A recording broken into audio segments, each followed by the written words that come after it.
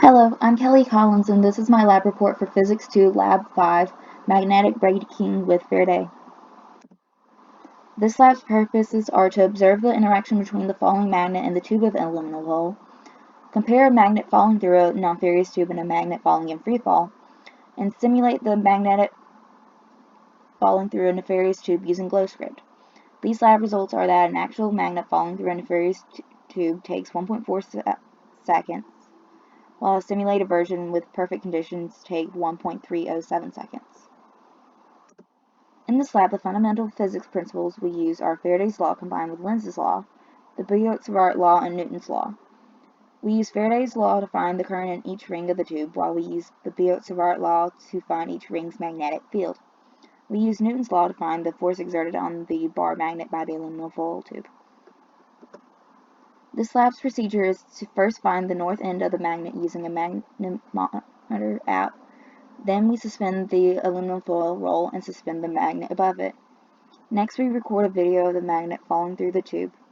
We use that video to determine how long it took the magnet to exit the tube. We repeat this procedure 5 times. Now let's take a look at the experimental data and results. We measure the length and width of the tube to be 0.3 meters and 0.007 meters respectively. The inner radius is 0.017 meters, and the magnet's mu from the Lab 3 is 2.157, and the magnet's mass is 0.023 kilograms. The average time that it takes for the magnet to fall through the tube is 1.46 seconds. We will now take a look at the simulation code. In the first part of the code initializes the graph and sets the physical constants. We also start creating the aluminum foil tube, first with its geometry and then with the numerical parameters of the simulation. The left shows the next part of the code. We create the tube to be a series of rings stacked along the y-axis, the y-axis perpendicular to the plane of each ring. We then create the bar magnet. First we set the properties of the magnet and then create a visualization of the magnet. Next, we set the initial conditions of the simulation. The right shows the third part of the code. We make a function to calculate the bar magnet's magnetic field and a function to calculate the magnetic flux.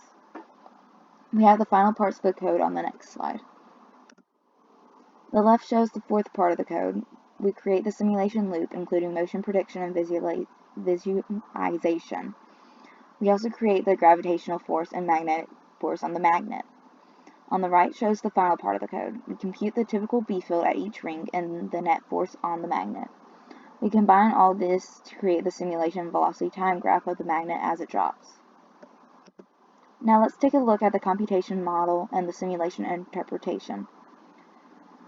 The red corresponds to the clockwise current and the blue corresponds to the counterclockwise current in the simulation. When you flip the magnet, the same motion occurs, but the currents flip. The computation model does not account for the air and conductivity resistance, which explains the difference in results. The velocity time graph shape tells us that the net force is 0 and the magnet stops accelerating when it reaches terminal velocity. It took the magnet 1.46 seconds to fall through the tube in real life, and the simulation took 1.31 seconds. Therefore, we have a 10.3% error.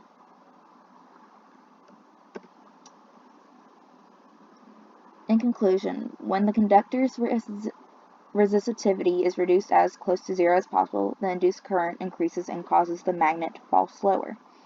If holes were cut into the tube, the induced current would decrease, causing the magnet to fall faster. Thank you for listening. Have a good day.